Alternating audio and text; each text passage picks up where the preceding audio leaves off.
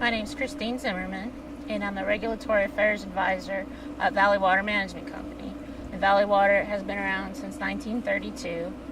We have several members from the largest to the smallest oil producers in the San Joaquin Valley. We have about a dozen facilities, and we manage about 500,000 barrels of oil-filled produced water per day, 365 days out of the year. Historically, a lot of our produced water has either gone to evaporation or gone to recharge. We are involved and have been since 1980 in one ag blending project where some of our highest quality oil-field produced water is blended with fresh water and then applied to crops in the northeast part of the valley. But we're interested in finding, as regulatory climate changes and as the drought worsens and as technology becomes more and more available to do beneficial use of oil-field produced water, we want to be at the forefront of that, because as a nonprofit and a cooperative, we represent a lot of really small companies who need our help to keep operating, and then we also represent some very large companies who have the opportunity to be at the forefront of technology and to advance produced water management into the future. Let's talk a little bit about oil-produced water. I think the general consumer probably hasn't heard of it before, even though you've been around and doing it for quite some time. Well, there are a lot of misconceptions about what produced water is. It's frequently mislabeled as a wastewater. There are wastewaters in oil production, but the water we manage and the water we're interested in beneficially reusing is truly just produced water. It's 65 million year old water, if you will. For every barrel of oil we pump up out of the ground to the wellhead, in this valley we get between 10 and 15 barrels of water with it. And people that frequently don't understand that what that means is not that it's a wastewater, not that it's water we're consuming to produce oil, but that you don't just get a neat barrel of oil out of the ground. What you get is a lot of liquid. You get 16 barrels of liquid, and one of those is oil and the rest are water. So that is truly what produced water is. The goal would be to treat this water for a variety of end uses. The beneficial reuse of this water could be used for dust suppression. It could be used within an oil field. It could be treated just to the extent that it could be softened water for steam generation. There are ample reuses for it within the oil field. Then there are also the ag reuse, as we've discussed. And there are, this state has given us very clear direction through the basin plan for what the beneficial uses of water are in the first place. And it's becoming more and more economically feasible to treat oilfield produced water so that it will be compatible with those beneficial uses that are specified for us in the basin plan for the areas where we produce oil. And I believe that's what we're going to start to do in the years ahead. This facility historically has processed between 10,000 barrels of water per day. It's situated on the eastern half of the valley, and so the underlying groundwater here is of higher quality than it would be on the western side of the valley.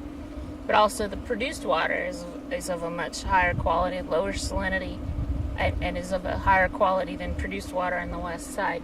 And the opportunity here with this water is that if you pan around, we're surrounded by grapevines and orchards and all manner of agriculture. And what has happened is as we take a harder look at how to implement the basin plan and how to comply with the beneficial uses of water in this area, we have to change the way we manage this water. It can't sink into the earth, and it's a waste to evaporate it. It can't sink into the earth because the basin plan has beneficial uses for this area, and this water has naturally occurring chemical constituents in it, salts primarily, boron, chlorides, and just inherent saltiness that exceed the beneficial uses for the surrounding area. So you have two options at that point. You could either dispose of this water down a disposal well, which is commonly done and is frequently the least expensive alternative. Unfortunately, once you do that, you've basically lost it from the hydrologic cycle. For the people of the state of California, it's gone. And it'll be produced again eventually with another barrel of oil, and you'll handle it over and over again. So while that's the most common approach and has been done in the past.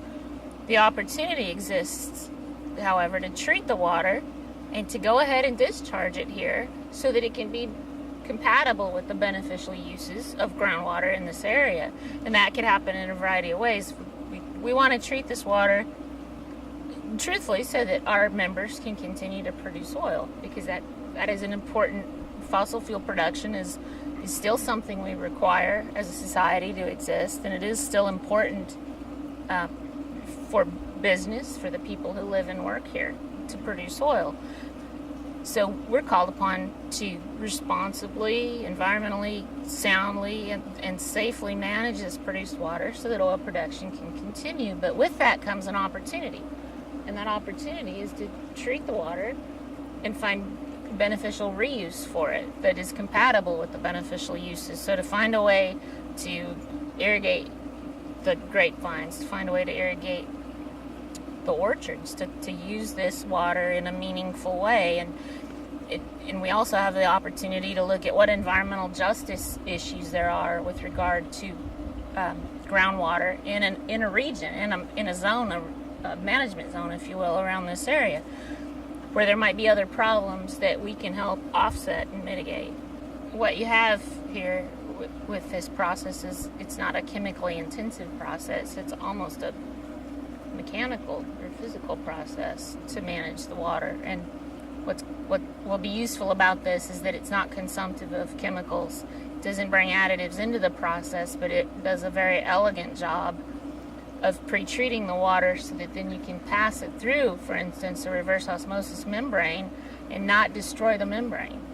The operating costs associated with this, we believe, and the fact that it is this elegant solution that doesn't consume chemical, that doesn't put anything else into the water aside from taking things out that we don't want. We're also not putting anything else into it. And so that makes it elegant and attractive and economical.